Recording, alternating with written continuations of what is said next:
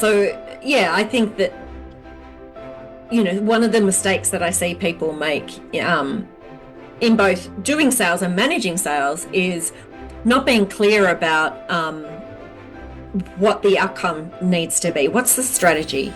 So this is a qualifying call. At the end of this call, I will know, am I talking to the decision maker? Do they have budget? What time frame are they thinking about? And do we have a viable fit? Or do we have some sort of outline that what we're offering is going to fit their problem? Welcome to Season 5 of the podcast, Manage Self, Lead Others with host Nina Sunday. This season, we go deeper into innovation, creativity, AI, and the invisible patterns shaping workplace culture. The future of leadership starts with the questions we ask. Join us to explore how to lead with emotional intelligence to elevate team culture and stay future ready. Frances Pratt has a secret. She loves selling, but she knows that to many, sales is a dirty word. Frances Pratt is on a mission to change that by demystifying the sales process so that anyone can improve their sales activities and results in a way they love. Her vision is a world where business owners deeply understand and respect their clients and the art of sales. Well, welcome, Frances Pratt. Thank you, Nina. So wonderful to be here with you. Yes, well, you've published a book and it's called More Sales, Less Marketing. So what's the problem that your book is solving? Yeah, thank you. The problem that I see with marketing is if you look at the last few years, and by that I mean kind of 5-10 years, there's been more and more marketing saying, oh, you don't need to sell, or it's marketing, not selling, or really playing on that fear that people have around sales and selling. And so one of the things I talk about in my book that actually some of my best friends are marketers, but there's elements in the marketing area that have gone rogue, and that business owners and people who are leading teams are partly at fault because they don't like selling, because they don't like to question it, because they think it's kind of mystical or magic or icky.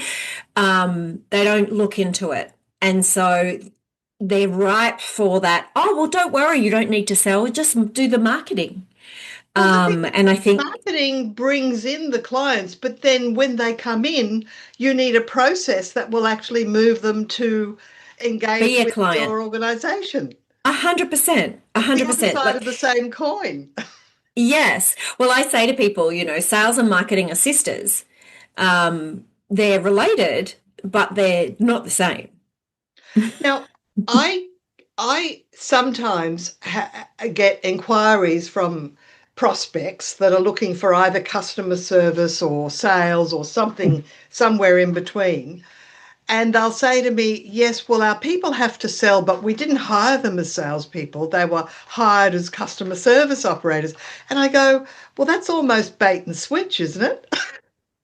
Well, and I think this is the thing, because that whole term about sales is so kind of icky that we give, and particularly in Australia, like people aren't called salespeople. They're called business development or other euphemisms or customer support, but they then still have that sales element.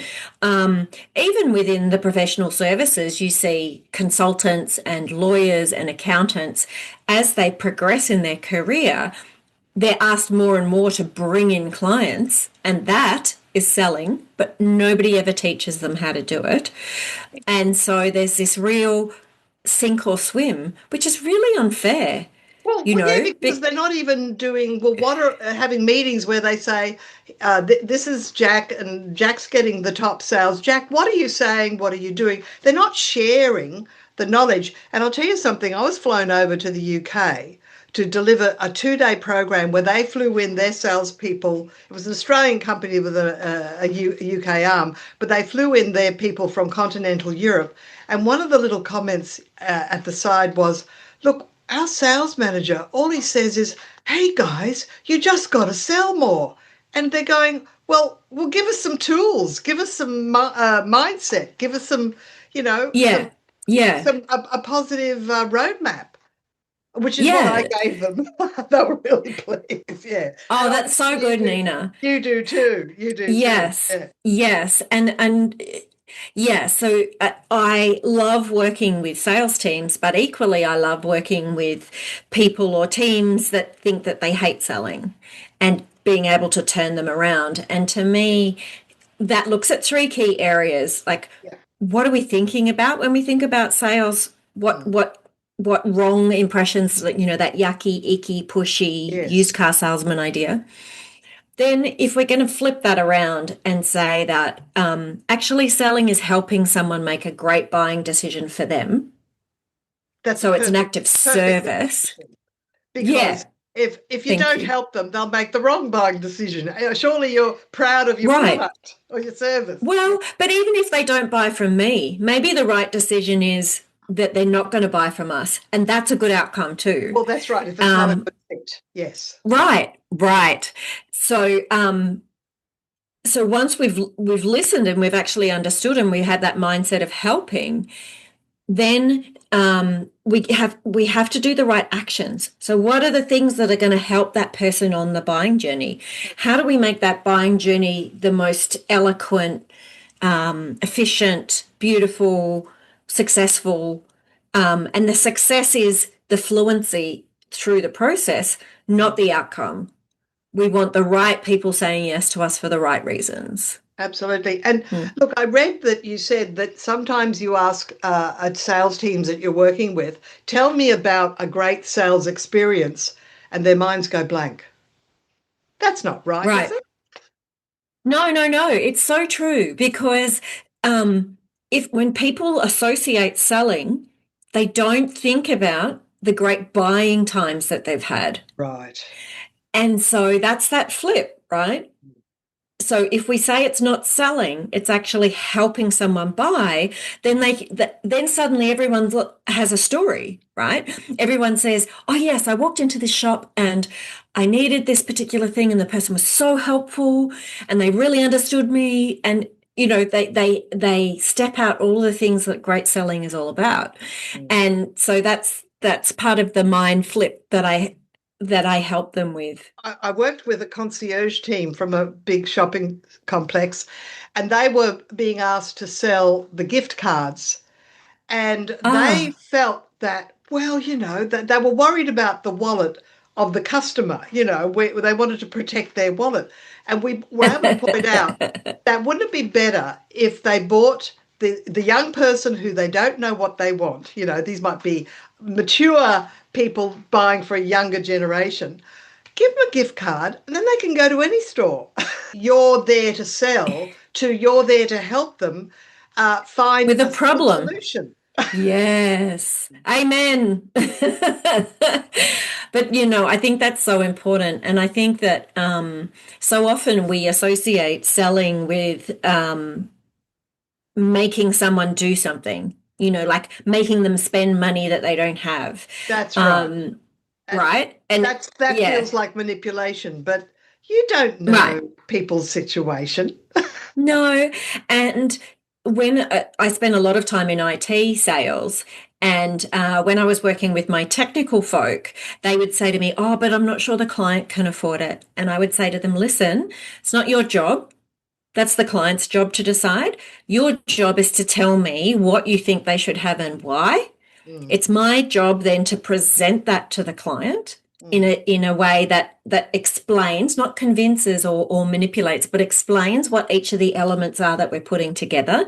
And then it's their job to make a decision based on that information. And So one of let's my just goals separate that.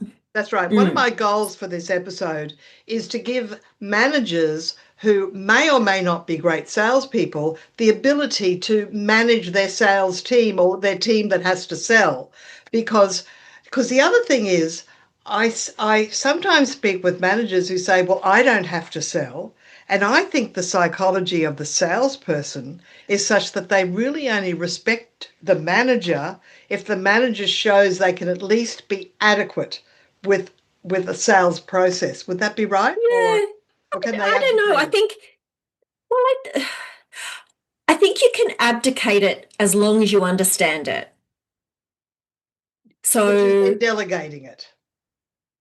yes. So it's not abdicating as, so one of the biggest problems that I see is that managers have this idea that selling is some sort of magic, right? Right. Oh, we'll just get a salesperson in. Okay. Well, what are they going to do? Oh, well, they'll just go and sell.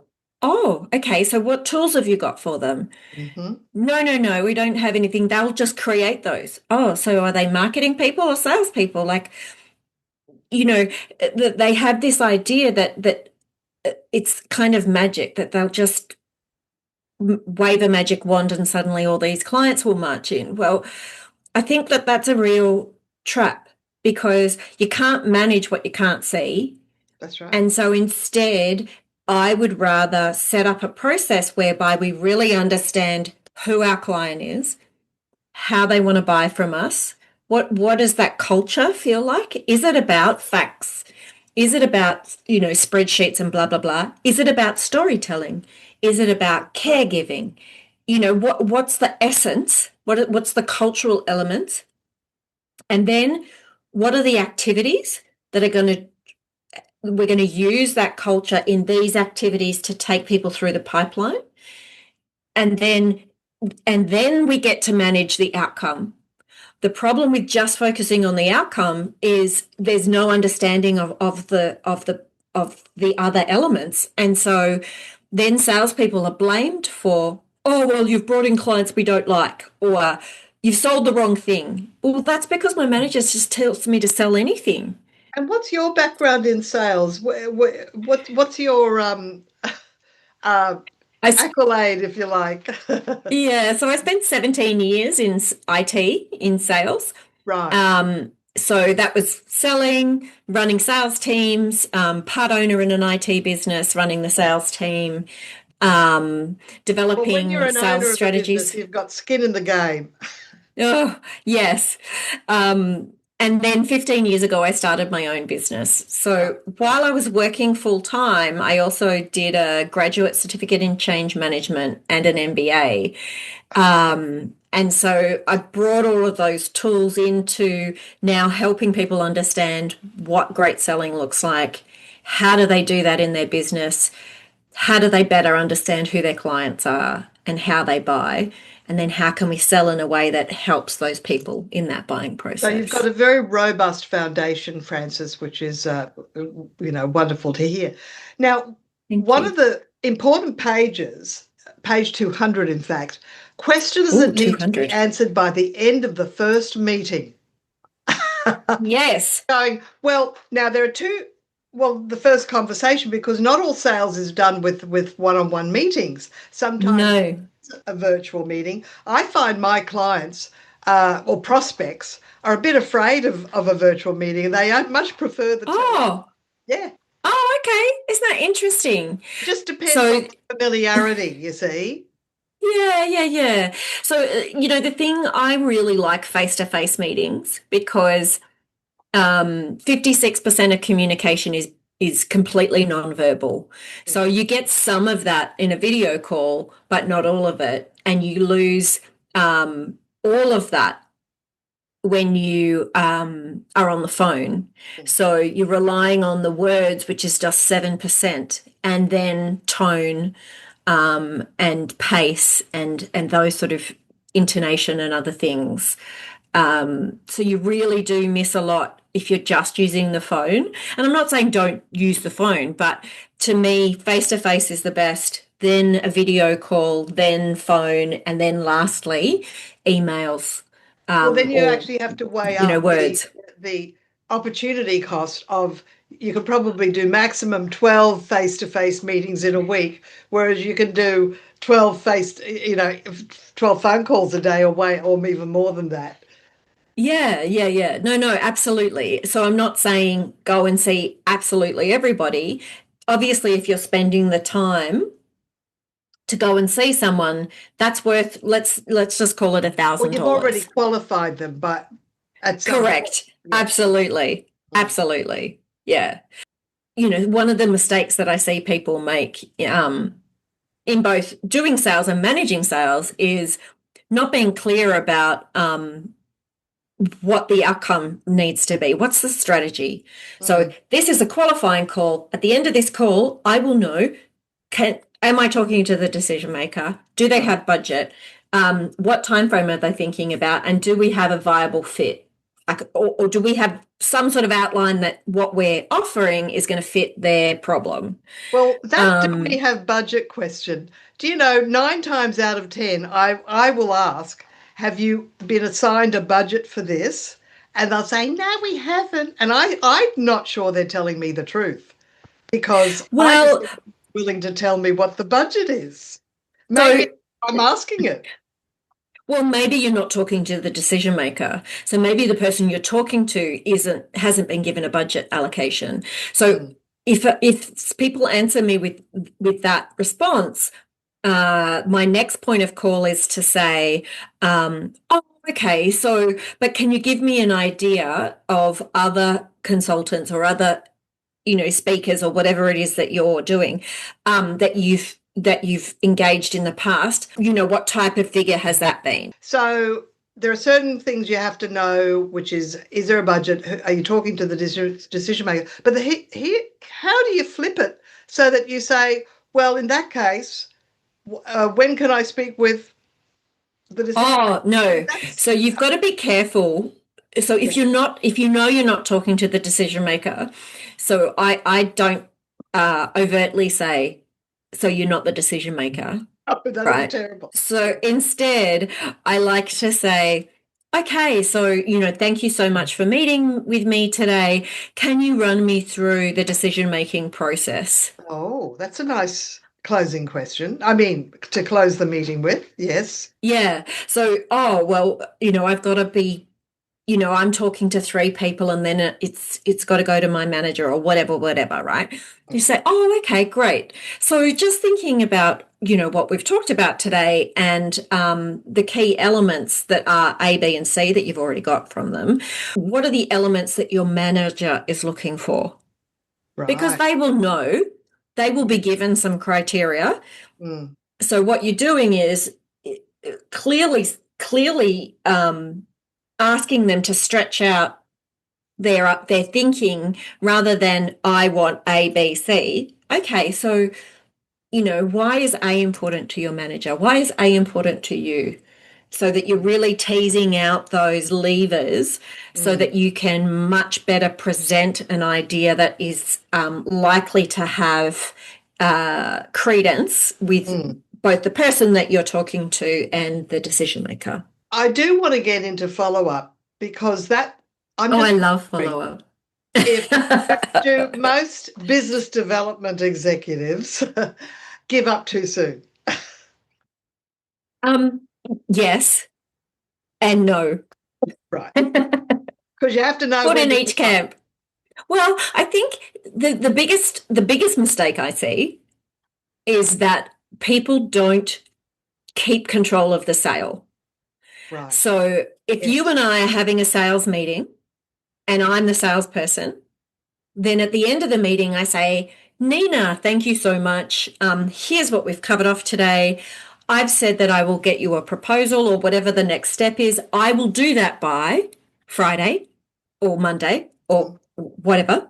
mm. Given that I do that, Nina, when should we connect again? Right. That's So nice. while we're in the meeting, Mm, and it's not just, I'll call me next week. Yep, which day suits you? mm, Oh, Wednesday. Fantastic, Nina. What time on a Wednesday? mm. So I send you a Still calendar write invite for down that? and to be specific. Yes. Because it's very Have an interesting. I've had appointment. people contact me the day before they're going on 2 weeks or 3 weeks holiday. And it's good to know because I don't want my proposal to be at the bottom of their inbox when they come back. Yes. Yes. Yes. So Exactly. I always And ask, when do you need this by? Because that's what yes. I say. Well, we've Yeah. got a meeting tomorrow. I need it tomorrow morning, or we don't have our next meeting until 2 weeks' time, so I can time when I actually deliver. 100%. Do do you deliver it as an email, or do you walk it through with a little mini video? I mean, I've heard people say lots of different things. They phone up and they walk them through the proposal. Yeah, it kind of depends on what it is. To me, if you've done an element of that, so my preferred methodology is to basically create the proposal with the client when you're talking to them. Right. So, so you've got a budget or you've got an idea. Okay, so what about if we did this, this, and this? And so if we did that over 2 days, oh no, it needs to be 1 day. Oh, okay. Yep, no problem. So you've actually kind of co-creating. I want to know exactly what's in their head. Exactly. Because if it's a half day or a 2 day, there's points in between. You need to know. Right. Yeah, it makes a difference. And so you kind of map out the solution. And so then really what the proposal looks like is just a repetition of what you've already discussed. So that's building is trust and credibility, because, you're doing the thing and then you're following that up with something that looks exactly like what you've talked about.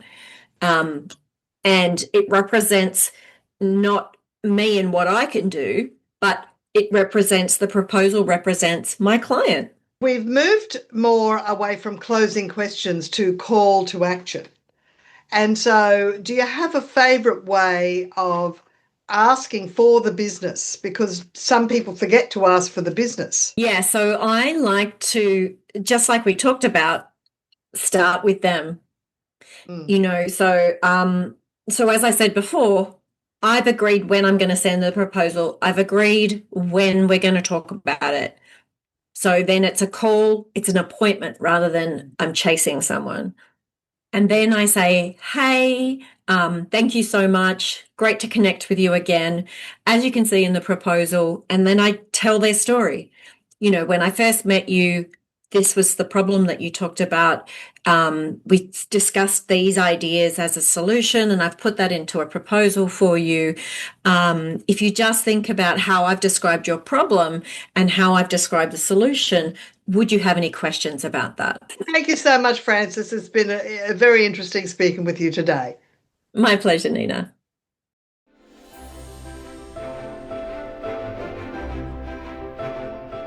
Well, a big thank you to my guest, Frances Pratt, author of the book More Sales, Less Marketing, which is available on Amazon, and her website is metisan.com,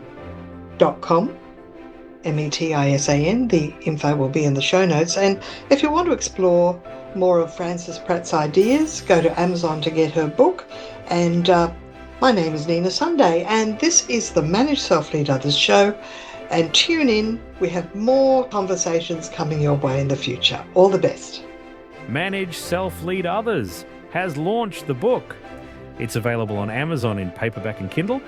Not just a collection of transcripts, Nina Sunday adds her own reflections about each guest conversation. Plus, you might like to join Nina on her Substack channel, ninasunday.substack.com, for candid, behind-the-scenes conversations with two sharp AI hosts who riff, question, and bounce around ideas sparked by the published podcast episode.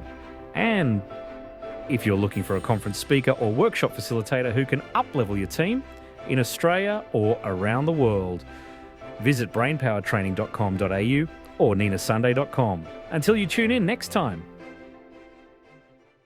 Two kinds of fishing out here. One for fish, one for your data.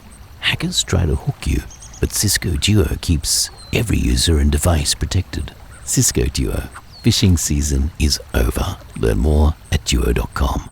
This podcast is a part of the C-Suite Radio Network.